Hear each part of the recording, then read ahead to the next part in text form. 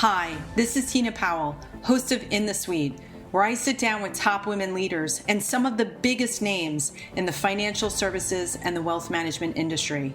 Together, we'll discover some of their best secrets and top strategies to grow a great business, build a strong brand, and lead teams in the 21st century. I hope you'll enjoy hearing their amazing personal stories of triumph, trepidation, and transformation in hopes of becoming better leaders ourselves. The time for you to lead is now, and you're in the suite.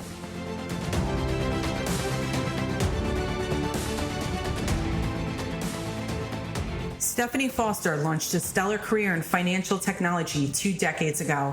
Stephanie is the head of regional product management for the Americas region at Finastra, the third largest FinTech company in the world. Stephanie has successfully led product commercialization internationally and within the U.S. at Fortune 500 organizations over the course of her career. Stephanie holds a number of industry accolades, including Money 2020, Rise Up Class of 2018, and Electronic Transaction Association's ETA 40 Under 40 for 2019. Stephanie also received WNET's, that's Women's Network and Electronic Transactions, Women in Emerging Trendsetter Award in 2019, where she presently serves as a member of the Women's Network and Electronic Transactions WNET Advisory Board. And in the suite, we also talk about Stephanie's commitment to strengthening diversity and inclusion in FinTech and how she helped found Women Driving Innovation in Atlanta with a mission to connect, inspire, and showcase the next generation of female thought leaders in tech. And one of the many gifts you'll discover about Stephanie in the suite is her ability to take risks, a lesson instilled by her mother at a very early age, and lifelong learning. She's earned an MBA in International Business, a CSPO, Certified Scrum Product Owner from the Scrum Alliance, and a PMC-III, Pragmatic Certified Product Marketer from the Pragmatic Institute. And did I mention she can speak 3 fluent languages, English, French, and Creole. And what makes this episode with Stephanie Foster so special is that she's the first woman of color in the suite, and she offers great advice and resources focused on increasing the number of women of color in FinTech and how white women allies can show our support. I'm grateful to Stephanie for accepting our invitation and to Cheryl Nash and Ryan Shanks, who, unbeknownst to them, connected us in a way that will bond our friendship forever. So take out your notebooks and get ready for the lesson of your life, because guaranteed, Stephanie Foster will lift you up in the suite. Stephanie Foster, I want to say thank you for being here in the suite. Wow, it's fantastic to see you here today. I'm so grateful. This is going to be a very, very special conversation today. How are you doing? I'm great. Tina, thank you so much again for inviting me to be a part of this conversation. I appreciate you, and I'm so grateful that our paths have crossed. Me too. Well, let me tell you something. There's a lot of really important reasons that you're here. First off, I want to congratulate you on being named head of regional product management for Finastra. For those of you who don't know Finastra, they are the third largest FinTech company in the world, 1.9 billion in revenues, 10,000 employees, 8,500 customers, including 90 of the top 100 banks globally. And again, we're lucky enough to have Stephanie Foster, who's recently been named their head of regional product management. It's a position that you've only had for a few months, right? That's correct.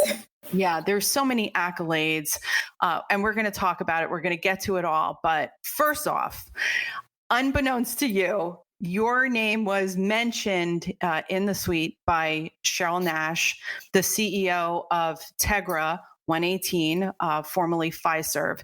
And she sang your praises with the deepest affection and admiration. And I thought that was really, really special. We know that Cheryl's a pioneer and she's a giver and she's a leadership maker. She finds unbelievable people in the industry. And so I thought that you should know that your name was mentioned on her episode. Wow, that's pretty amazing. Now I have to go back, and you have to tell me which episode so I can go back and listen to it. But no, I was not aware of that. But I mean, Cheryl is one of the first senior leaders that I met when I started at Fiserv. And she and I just had an immediate connection. She went from being a coach, an advisor, a mentor, to being a friend in a matter of months. She and I were on stage together at Money 2020 last year. And, when I landed this role at Finastra, she was one of the first people I called to share the news because I was so excited. Mm-hmm. So it's an honor that Cheryl even mentioned my name in your podcast. I can't wait to listen to it. It's episode 8, and what I'll do is I'll tell you exactly where it is too. And awesome. She's been extraordinary and has had a tremendous impact on women in leadership in the industry. So we're grateful to Cheryl Nash for that. I'm also grateful that you agreed to be here today. We wouldn't be meeting if it weren't for FA matches and Ryan Shank's quarantina that happened during the height of the George Floyd riots. And that was an incredible evening. Tyrone Ross was also there from Altruist, Edward Dudley from We Are Connected. And it was an emotional evening. All of our hearts were so heavy. And I felt that after that conversation, like everyone who was part of the quarantina that night, that I knew that I needed to do more. And I wasn't doing enough. And you were kind enough, Stephanie, to accept my invitation. You had no idea who I was, and to at least be open to a conversation that, by the way, preceded this podcast. But what were you thinking, and how were you thinking that night? I felt like it was an incredible moment in time that we all bonded and that we shared a deeply emotional experience. Yeah, it was definitely. And I think we talked about this before. I initially was not planning on attending that night. I mean, just everything that was happening in the media was just still so fresh and so raw. And a lot of friends and colleagues were reaching out to me via text messages. People were calling. Some people were reaching out on Twitter and on Facebook. And I had enough. I didn't want to have the conversation one more time. But for whatever reason, I did end up showing up. Ryan personally sent me an invite. And, when I think back at that night where Tyrone and Ed and I shared our stories, it was very scary for me to put myself out there and be vulnerable in front of a group of total strangers. Because I had not attended any of his events before. So it was definitely a raw moment and an opportunity that I could not miss out on, just knowing that I had that platform at the moment. And, lived experiences of Black women need to be told.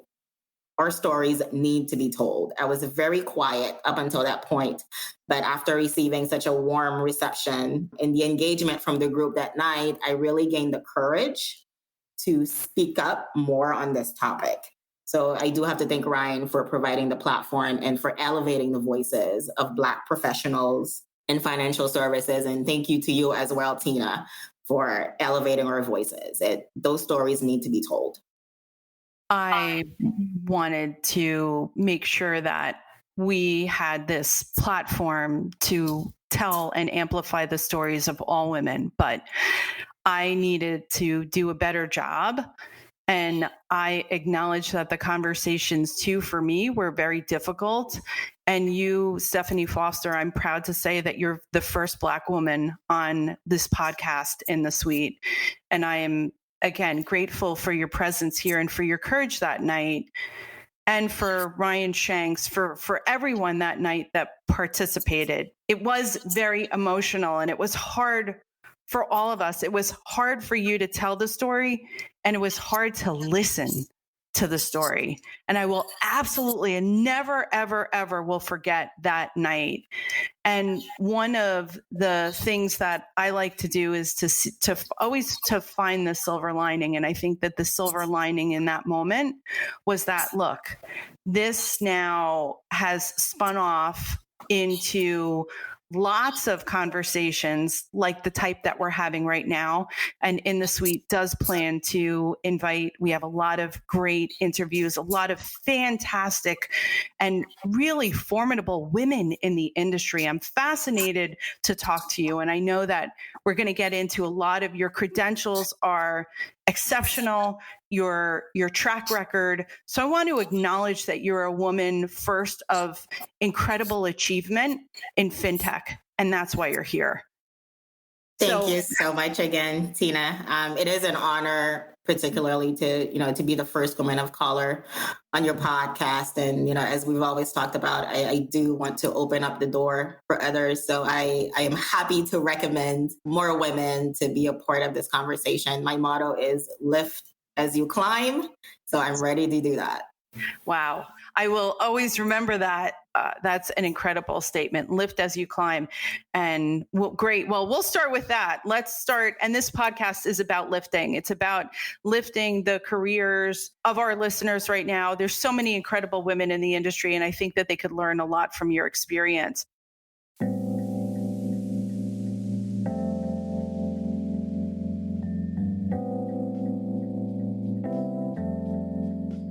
First off, I want to acknowledge that you have a lot of, in researching your background, the first thing that sticks out are the initials after your name. And in financial services, I'm used to those types of initials. However, you're the first product head of a regional project management that we've had here on the podcast.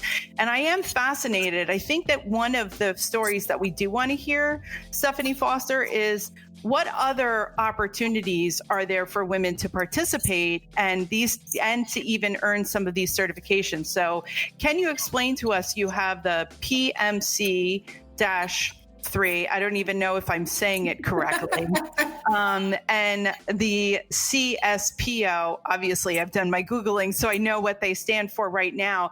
But talk about those certifications and why they are important, what they mean in the industry. Sure. So that's a good one. In my career, I've held a number of roles from marketing to business development to being a country manager to being a regional manager responsible for a P&L of over $50 million, 13 territories, and over 1,000 retail locations. So in that sense, I was not a traditional product manager, but in order for me to move into a product role, it was important that I learned the basics of product management. So CSPO stands for Certified Scrum Product Owner in Agile Software Development. And Agile Software Development is a very unique approach to building product that focuses on collaboration and self-organizing team to deliver value to the customer quicker.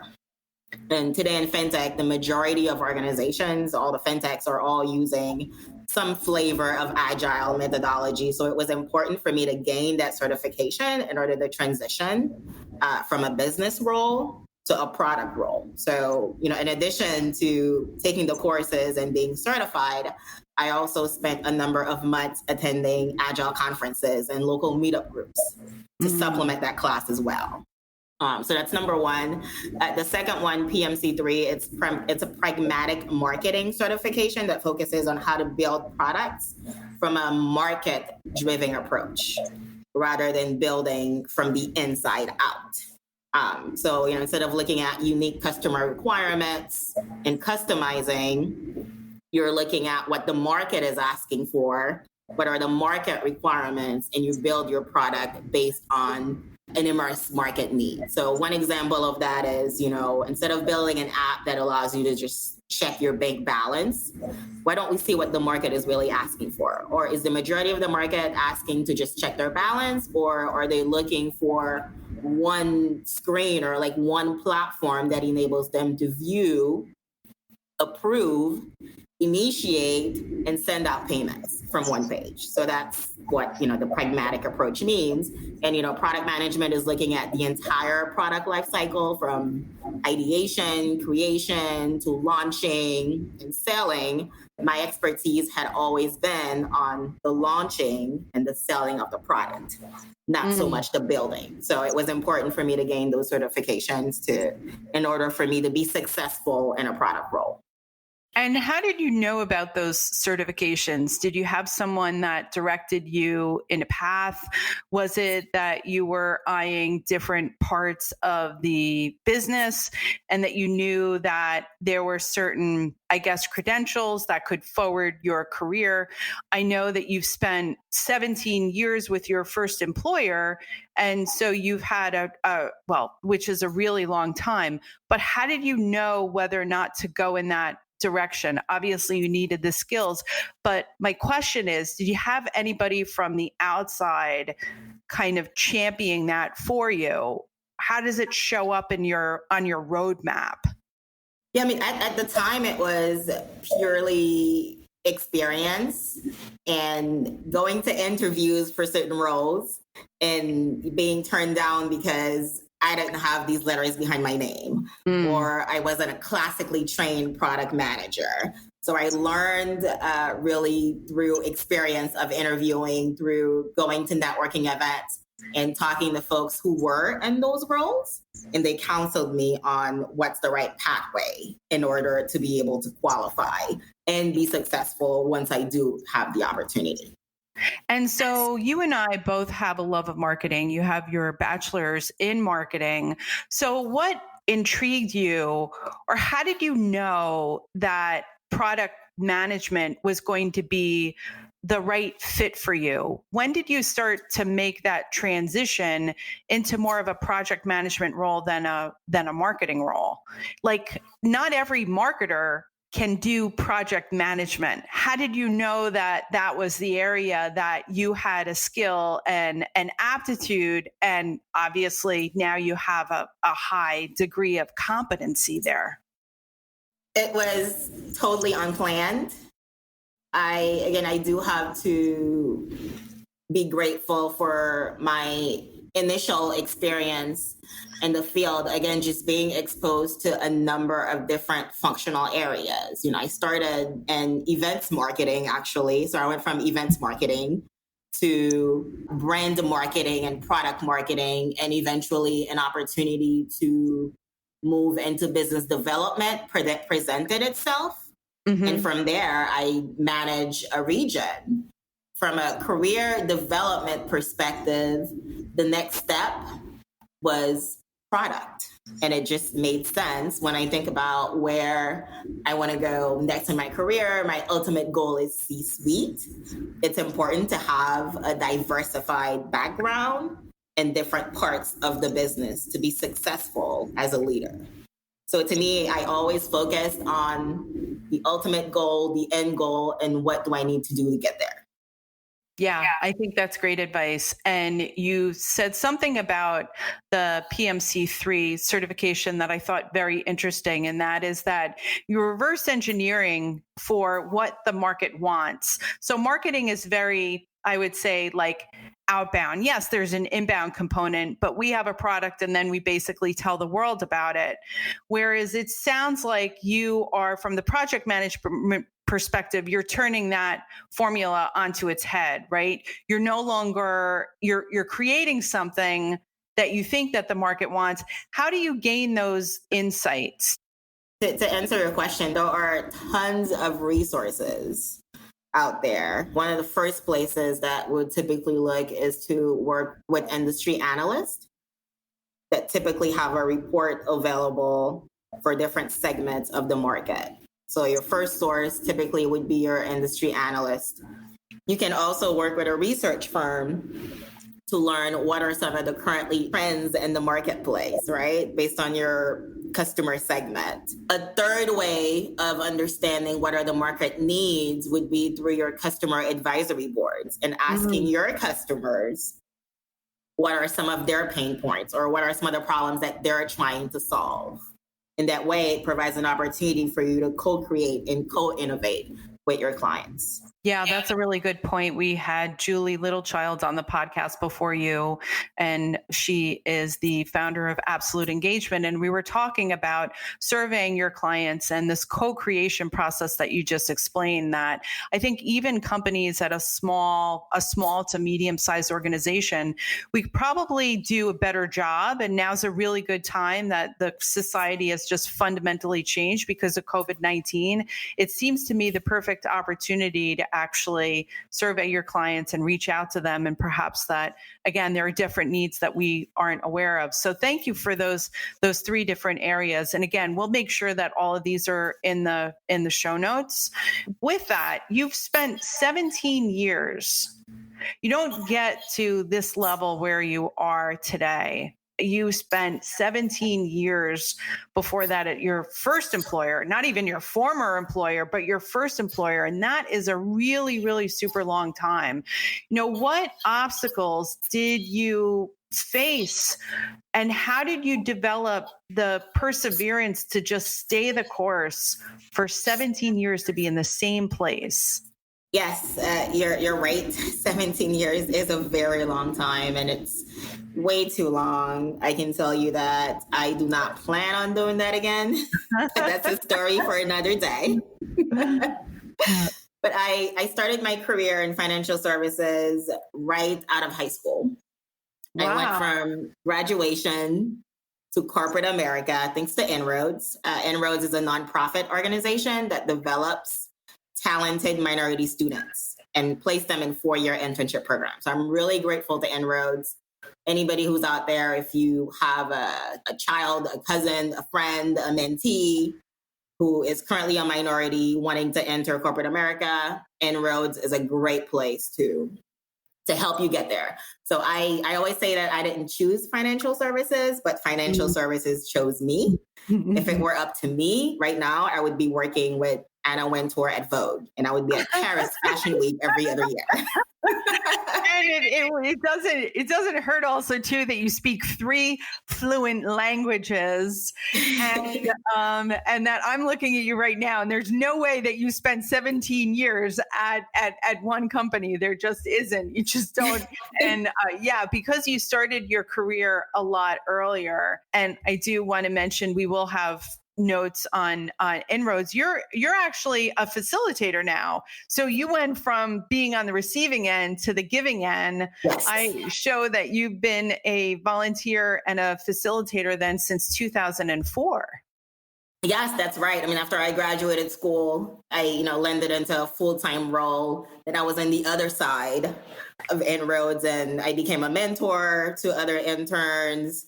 I actually hired interns into my group at the time, and I do go back every year as my schedule permits to facilitate workshops for other students too.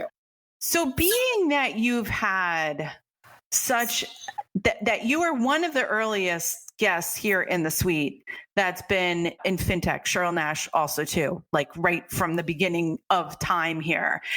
Are there certain qualities that you see in other people, again, from a mentoring and leadership perspective at a very young level, like let's call it high school and college, that you can identify, bam, that person, it absolutely needs to be in this industry? And if the answer to that question is yes, how do you know, like, what qualities do you need? What skill sets, soft skills, hard skills begin to show up at an early age that would poise one for a career in financial services?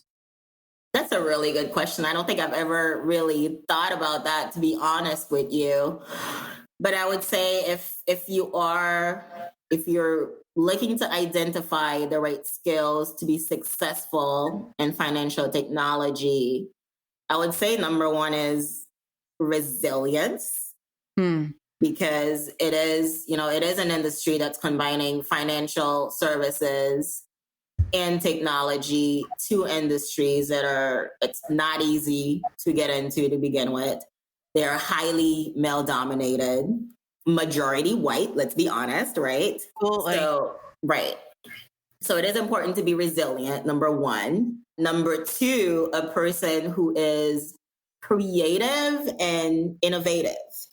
You are able to look at opportunities from a unique perspective. That's very important. Number three, you have to be a lifelong learner. Technology changes very rapidly. So, staying on top of the trends based on, what market segment you're focused on is important. Having an interest in, learning more, constant upskilling is going to be very important as well. And I would say last but not least, networking, someone who is open to meeting new people, open to giving back and helping others. Those are really good points. I'm sure that there's a lot of people here listening in the suite today that fit those qualities and that know of a younger person, perhaps that you have an intern on your team right now, or you have a family member or somebody that you know that could find their way into financial services, because we both acknowledge that we need to change the complexion of the industry. We need more women. We need more women of color. We need more young people. So there are ways that I feel that we can all do our part. And you've helped to at least identify some of the skills needed. And again, what you just said is that you're bridging that gap between, hey, I'm a young person starting out my career, and now I'm talking to a very senior person that has had tremendous experience and that has actually gone through the path.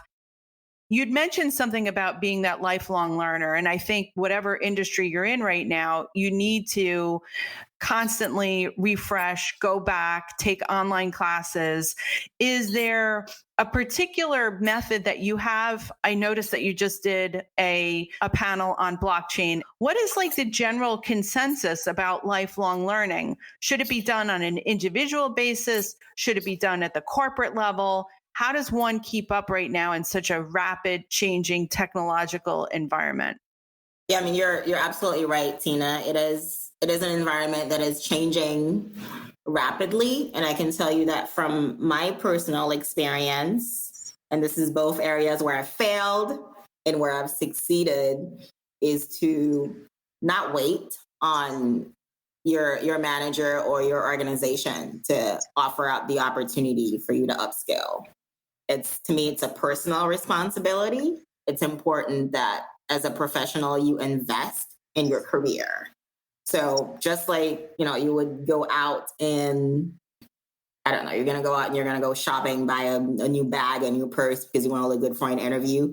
It's just as important to invest in learning. So, if for whatever reason your company would not be willing to help you invest in your master's or help you invest in the next, Scrum certification, do it yourself.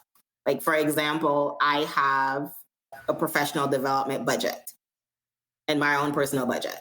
I love that. Right. So if there's a conference coming up, I go into my professional development budget and I'll pay for it myself. Yeah, there are situations where the company will help subsidize some of these costs, but that's not always the case. So I dig into my own personal budget and I attend these conferences and I travel for, board meetings that are happening out of state as necessary for all the organizations that I volunteer with. So I look at it as personal responsibility. And again, having a strong network is important because that's where you stay on top of the trends and you know what's going on. It's almost like you're managing your own P&L for yourself to have that line item for that professional development. I've never heard it phrased like that. That's a great that's a great takeaway. You are the CEO of your career. That's how I look at it. Yeah, you absolutely are. But to provide that kind of line budget and the way that you would invest in yourself, the same way that when we go into that interview and yes, we put on a new pair of shoes, put on a new bag. I really, really love it. It's investing from the inside out. Now, one of the items that I wanted to talk about was the fact that we are in the middle of a pandemic, and there's been a lot of, I guess, negativity around like jobs and the ability to actually find a new position. I wanted to know, congratulations, first of all, on your being named head of regional product management for Finastra, but this has happened during coronavirus. And so it seems like the opportunity of a lifetime. And while everybody right now is so sour on the job market, I want to know, how do you like land a position that seems to be like the opportunity of a lifetime during a pandemic? I mean, I was like, wow. Now, look, I'm sure, obviously, it's been in the works for many, many years, right? Again, you've had a record of achievement. You've gone through the Scrum certifications and the project management certifications. So clearly, you've done your homework and invested in yourself the right way. What would your advice be to right now to people being really sour on the job market when there could be actually a new opportunity? And I guess that's why I'm asking. I want to give people hope that great things can still happen even in a pandemic. Yeah, and thank you, Tina. This is another good question. You know, I'd spent 17 years with one organization, and my entire network was tied to that company at the time. So during the last years, I had gotten married. I relocated to another state, another city, had 2 kids, was working from home, and I was keeping my head down and doing the work and minding my own business. So when I made the decision to pursue my next chapter, it was a big risk. And I actually left without having a new job lined up. Wow. Yes. During coronavirus, no less. That is awesome. Wow. That takes a real strong belief in oneself. But again, you're a woman that's guided by faith, like me. And you have just an amazing support system around you with your husband and your mother, and you've got 2 beautiful kids. You had to have felt that there was some sort of divine intervention when you take a leap of faith like that. Yeah, absolutely. And, at the time I had to make a decision. It was either my mental health or it was the job. And at that time, I chose my mental health and my sanity. That's always the way to go. I think one of the things that coronavirus has taught us is that life is really being fully engaged and fully present. And life is too short to be in situations that might not be healthy for us for whatever reason. And that we do have a lot more opportunities than we think, just because it is a pandemic situation. I think if you're thinking that you want something and if you're working hard towards achieving that, then it will come to you, and you won't need to do a whole lot you won't have to try so hard, right? I feel like the greatest things that have come in my life have just been where I didn't have to try. They just showed up. And it is really being intentional and knowing thyself and what types of situations make you happy. So I'm really glad that you're in a great position right now, and that you have this incredible opportunity, and that you're here in the suite and sharing what it means to you in hopes of helping to help the person that's listening right now.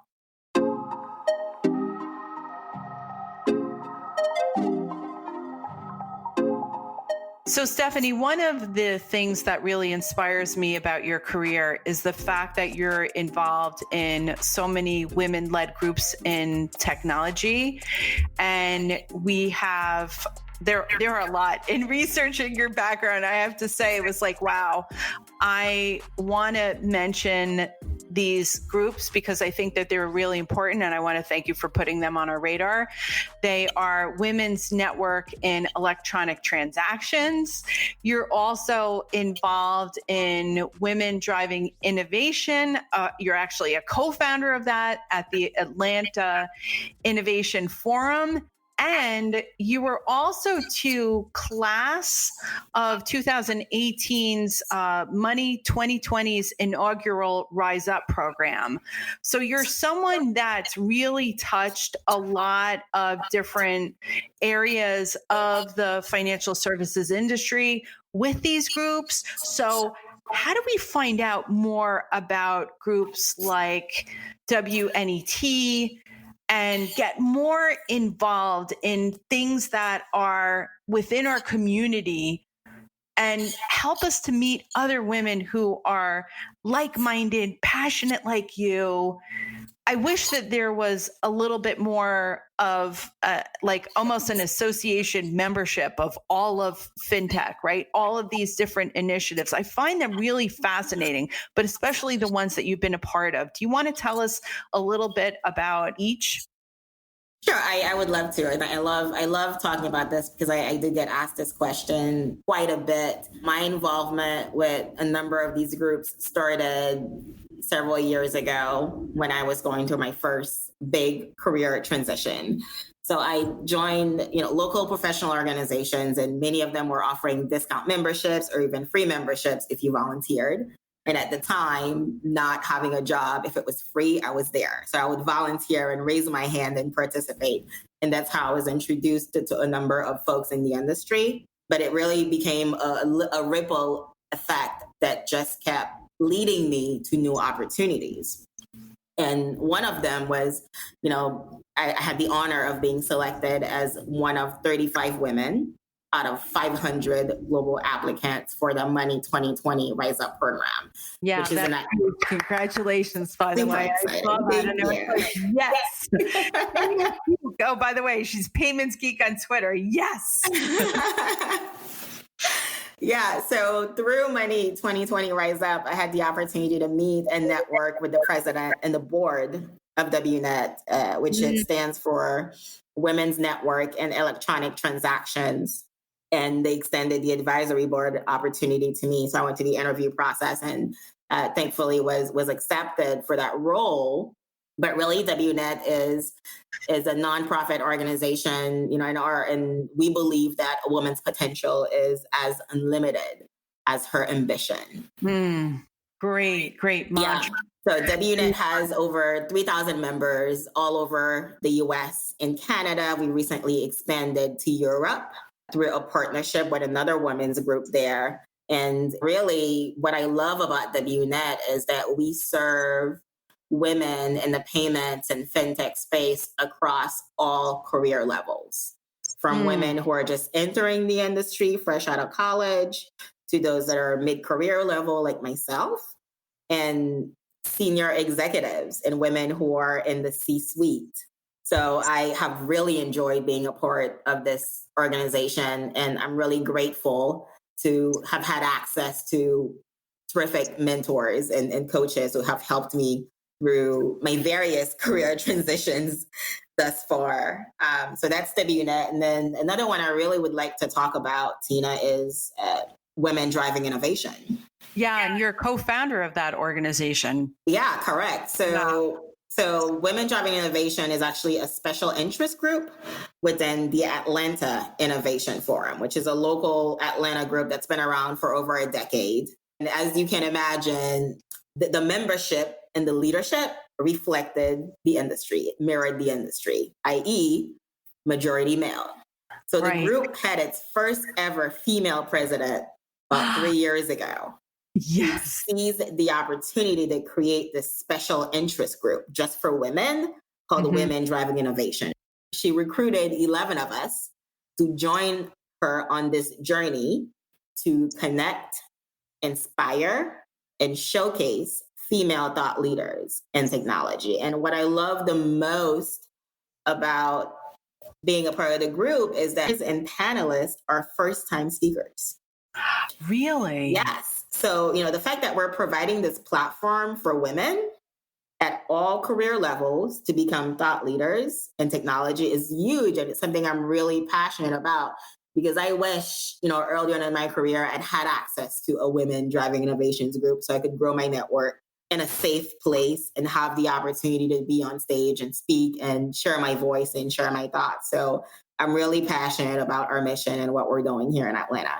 We all need to be in a safe space where we can learn to talk and present, because it's such a key skill throughout your career. One of the things I wanted to ask you about the Women Driving Innovation at the Atlanta Innovation Forum is, are you also too touching different verticals because you're in innovation, right? And are you meeting other people in like healthcare and one of the things that I do love about tech to cybersecurity. Yes. We're also looking at marketing technology, retail technology. So it is across all technology. So it is an opportunity to learn across industries as well.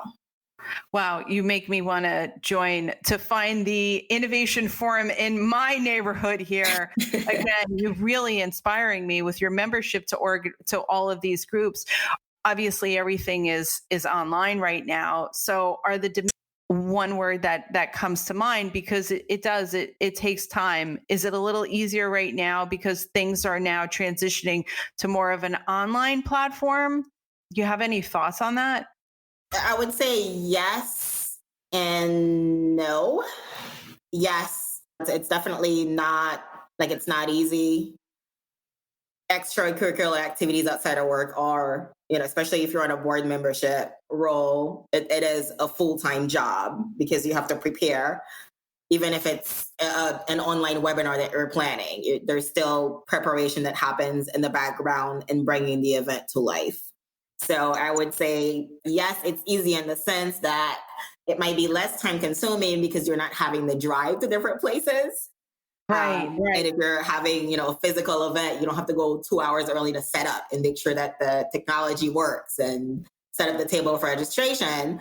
But it still takes a lot of work on the back end to produce a webinar and have everybody on the same page, make sure the technology works, plan everything, and advertising. So it is still very much time consuming, and I do call it my second job. One thing that I'm extremely grateful for is the fact that I do have an amazing husband who supports my career ambitions.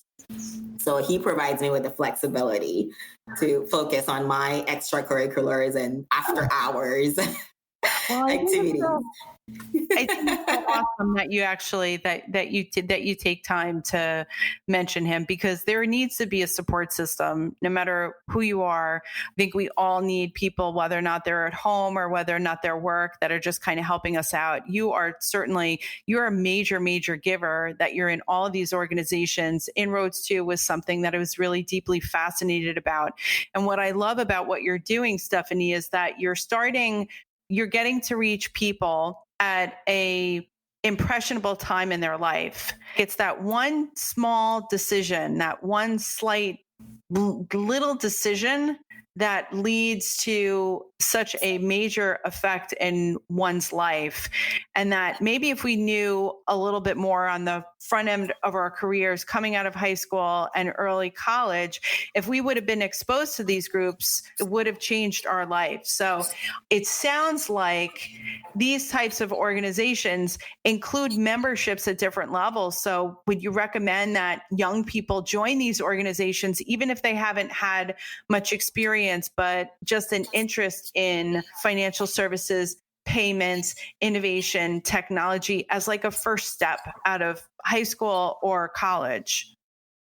Oh, yes, absolutely. I mean, I wish I had access to such a huge network and the content and the knowledge that comes with participating in these professional organizations.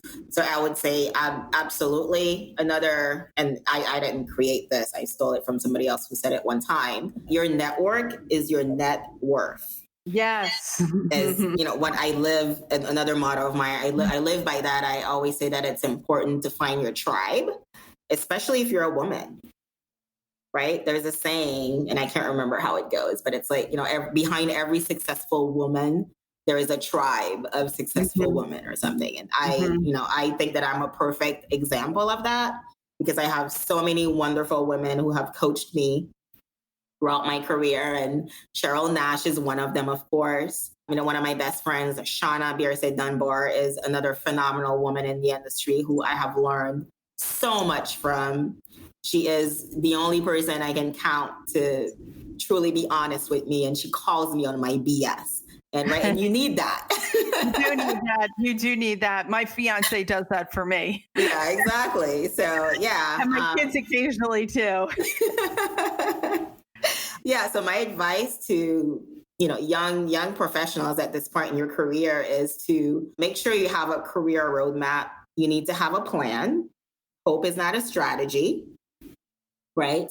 You need to build your personal board of directors. In my opinion, long gone are the days of just having one mentor, right? Exactly. Yeah, I find it beneficial to have a group of trusted advisors that I can reach out on based on the situation. So, if I'm negotiating a contract, there's one particular person who is strong in that area who I will call on. If I'm dealing with a conflict at work, there's another person that I would call on. So that's number 2. So number 1 is network. Number 2, build a career roadmap.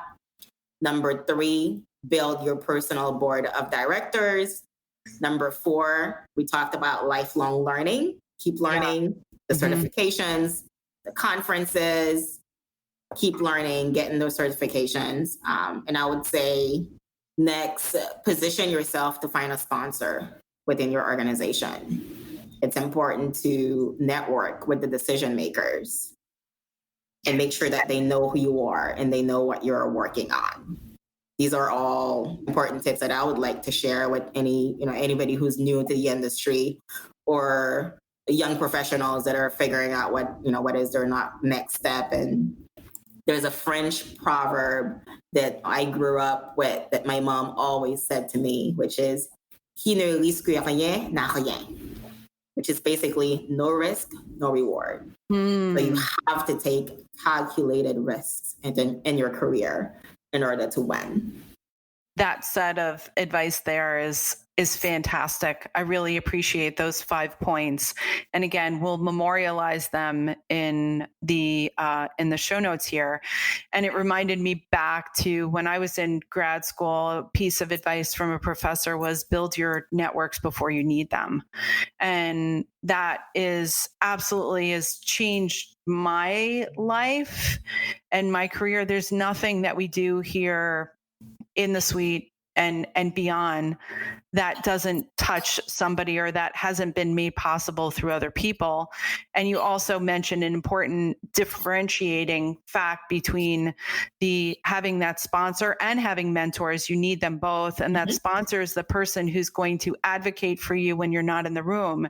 And we've interviewed great women here on this podcast and that they have had both. They've had mentors, sponsors, coaches, ambassadors. And I would even argue to say that as part of your lifelong learning, that even people you don't know can be a mentor to you.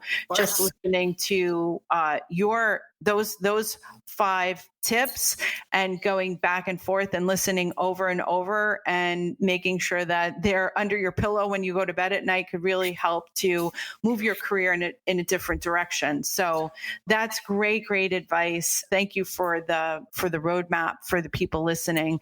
And I think no matter what level career you're in, that's just really good, solid advice. And, one of the reasons I wanted to have you on the podcast is I wanted to be part of your network.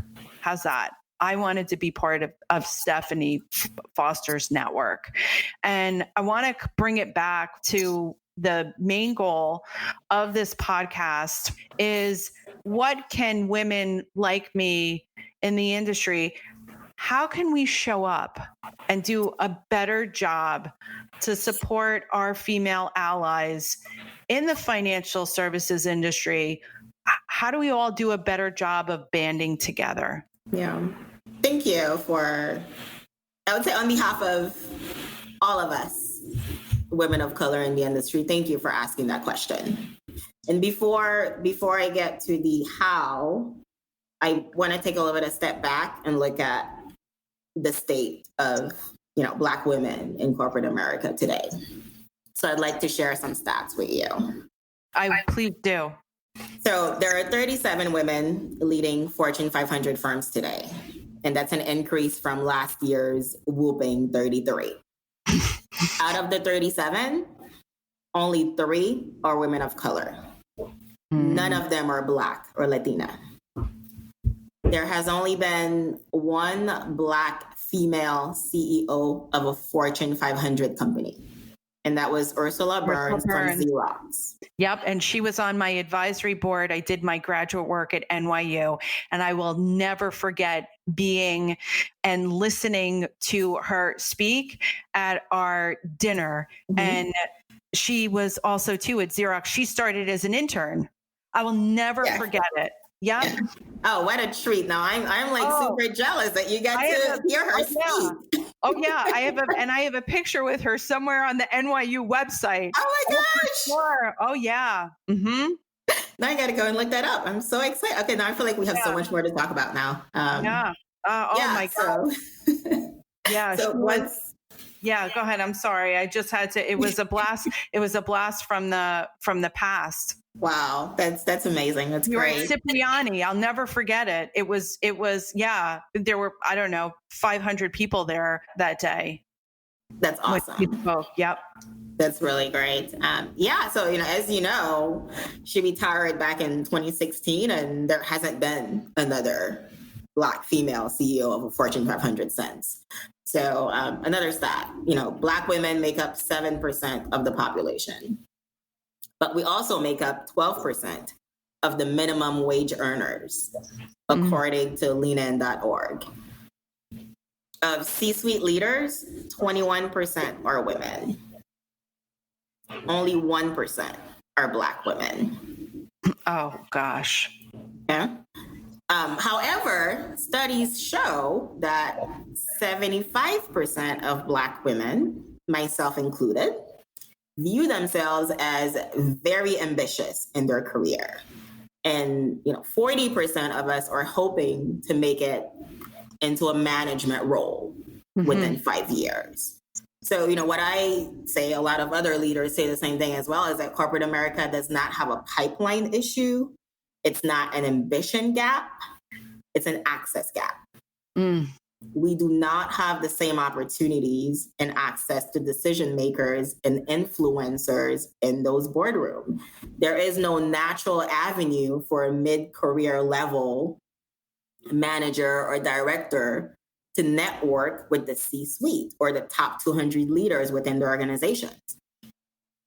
It's the study by McKinsey and Lean-In that says that Black women are a part of the group that is the least supported by their managers at work. We are less likely to get promoted. We are less likely to get a raise. We cannot bring our whole selves to work because we might be seen as the angry Black woman or like the loud person in the room. And, again and again, research has shown that most D&I efforts benefit white women. Retention is a big issue that nobody's talking about. Black women are leaving corporate America in droves to start their own business. We're the fastest growing group of entrepreneurs today. And why is that? Why is nobody talking about that? We don't want people to leave. And in talking to even white women, there were many, many times that people wanted to leave, but because they had either an advocate or a sponsor or a mentor, someone actually to coach them through the difficult times, they didn't leave.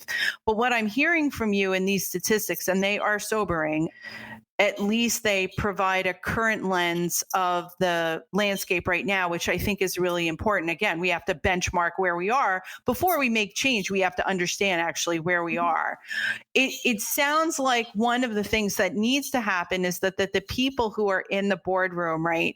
It's the people who are already occupying these conversations. The conversation needs to change in the boardroom. The people invited into the boardroom, the people, the opportunities that need to be created, they need to be fully accessible to women of color. Do you have any views on where to go with all of this? What's the next best opportunity? Yeah, I mean, it's big. It's huge. It's definitely not something that can be solved overnight. But going back to your original question around, well, how can you help, right? And I think you'll learn by now that I like numbers. I speak in bullet points. That's good, and I like it. I will take copious notes after this podcast. One of the things that I actually do is re-listen to my podcast over and over and take the notes from it. And I love bullets and I love numbers. Well, numbers when somebody else is talking about them. You clearly have an aptitude with numbers. So yes, please bring it on. Yeah. All right. So I have 5 tips for you. Good. 5 tips. I'm listening. So number 1, and this is something I coined from, again, somebody else on my board of directors who spoke at an event that we held fairly recently. So I do want to give a shout out to Gail Burgess from Global Payments and TSYS. She's also on the board of WNet. So that's how we met. She kind of coined this term, see us, hear us, accept us.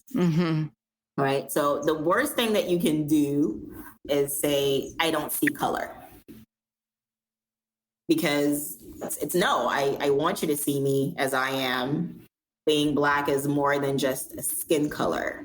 It's a culture. It's a part of the fabric of who I am, the way I look, the way I speak. It's different than yours. I want to share that. I want you to get to know me and be respectful of my lived experiences. So the worst thing that you can say to somebody like me is, I don't see color. It's highly offensive. So that's the first one. I'd say number 2 is to speak up if you're witnessing any microaggressions towards Black women in the workplace. Speak up on their behalf. Because, there's a huge emotional tax that we deal with on a regular basis. And having somebody in the room who's an ally who will speak up for us helps take some of that emotional tax away. Number 3, and I would say this to all of the major leaders in organizations, is to mentor and sponsor the Black women in your organization. You know who they are. We are ambitious. We want to climb the ladder. We want more. But the majority of the time, we feel invisible and unrecognized. So having a seat at that table, having somebody who's speaking for us, and we talked about lift as you climb, is very important. Number 4, which is something that, Ryan Shanks did, through the FA Match event a few weeks ago, is something that you're doing right now by inviting me here, is to elevate our voices. There was a recent initiative on Instagram at #PassTheMic, where white female celebrities offered their Instagram pages to, Black celebrities and Black, high profile executives. And I love that. I would love to see more of that. I would love if we had a #Pass the mic in FinTech. #Pass the mic in the suite. Stephanie. Right? Yes. Absolutely. Let's make it a reality. Let's make it a reality. Yeah, these are great. These are really good. You have a final one for us, right? The final one, number 5, from an educational point of view, is there's a book out there called The Memo: What Women of Color Need to Know to Secure a Seat at the Table, with Minda Harts, who is my hero. I bought the book. She actually came to Atlanta last year. I had a chance to meet her in person, and she autographed my book, and we talked for a few minutes and shared, our different experiences. And I told her that the last couple of years of my career I've gotten through was thanks to following her on Twitter and learning more and just understanding that I wasn't the only one and that somebody out there was sharing my experiences. So definitely I would encourage anybody to follow Minda Harts on Twitter and buy her book. It's a good way to learn. Yeah, that's so great. And I would love, and I'm going to throw it out here right now. I contacted Minda, by the way. She's super busy on her book tour. I would love for you to interview Minda Harts on this podcast. And I haven't read her book yet, but I will. And it's really good that you put it out there. I will not only buy my copy, but ladies, I will buy 10 extra copies. So if you want a copy of the book, I will get it for you. And you could email me at tina@csuitesocialmedia.com. The first 10 people to email me will get a copy of Minda Hart's book, The Memo. And yes, follow her on Twitter, listen to her podcast, re-listen to everything on this podcast. Make sure, even though I have the show notes, take out your own journal. I've always been a copious note taker, even though that I love technology and I've got all these kinds of digital tools around me. There's something that happens when you handwrite onto paper. And I would say that you mentioned so many great things here. The stats, the advice, the anecdotes, the statistics, but most importantly, what you just mentioned here were the last 5 ways that women, white women, can support Black women in this industry. So I want to thank you for that, because that will help a lot of us to show up the way that we want to show up, because it's hard to ask that question in a public forum. It's hard to admit that we haven't been doing the best job that we can, and we want to do better. So I want to thank you for being in the suite today and giving us that advice, because that gets us the ball into motion and helping to make things like this happen. If anyone wants to get in touch with you, how do they get in touch with you? Payments Geek at Twitter, right? Yes, absolutely. Or LinkedIn. And she's Stephanie Foster. And with all of the initials after and all the certifications after her name. Oh, I have one final question. Well, I'm so wrapped up in just what we talked about. Thank you so much. That was a real gift, your gift. It's one of the questions that I ask of women in the suite. I myself have encountered moments where I know that I really need to show up and that I might feel a little trepidation inside. And is there something that you tell yourself, that you wear, that you carry yourself, that gives you more strength in the suite? That's a bit of a hard one, because it's not just one thing for me. It's a number. It's a number of things. I mean, we talked about my lifelong dream of working at Vogue, and so definitely as somebody who's very much into fashion, having the right color lipstick. Yes. It makes all the difference and my confidence level when I'm walking in the suite. Love it. Love it. Is there a particular brand or I just love that question. One of the things I noticed is when Emirates airline, all of their flight attendants had exactly the same color lipstick. Really? I didn't know that. And the same shoes and the same, like, everything. I love lipstick. Wow. So, I talked about my friend Shauna earlier, but she was the one who introduced me to MAC. So my 2 favorite colors are Ruby Rouge, which is a red, and Rebel, which is a purple, that are my go-to colors for any major client meeting or speaking opportunity. Like whenever I need that extra oomph, those are my go-to colors for sure. And, other 2 things, like one is music. I love listening to music.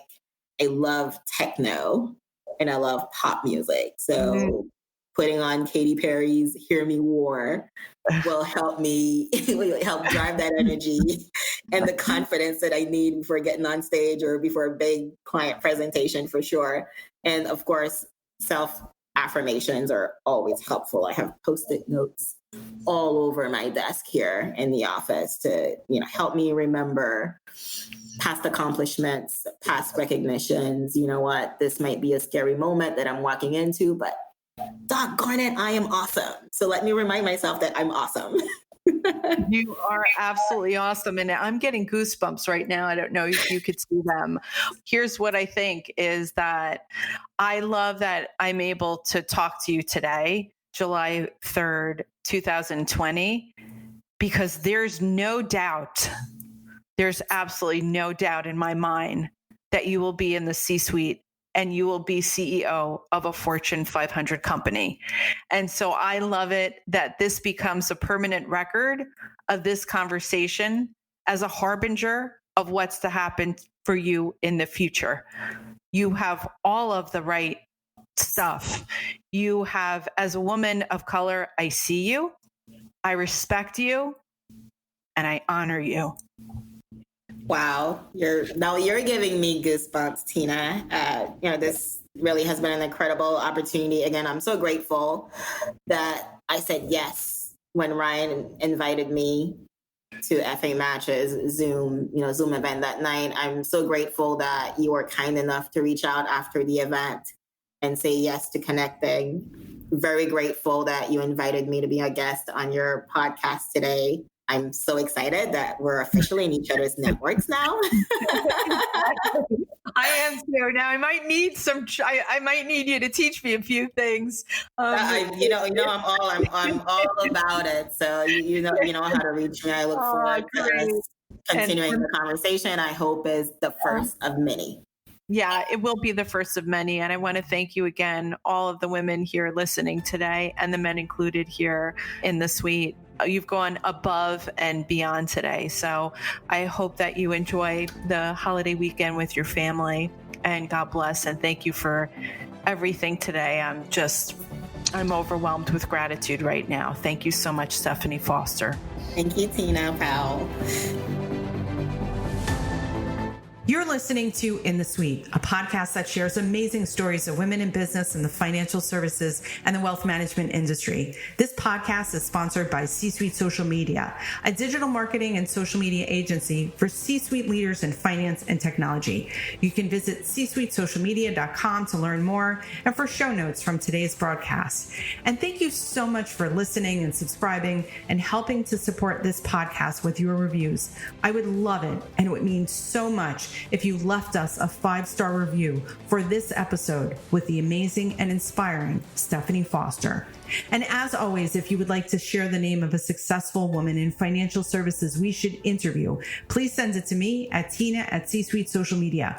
We have received a lot of great names so far, and we are working behind the scenes to make it all possible. Again, thank you so much for subscribing and listening to In the Suite.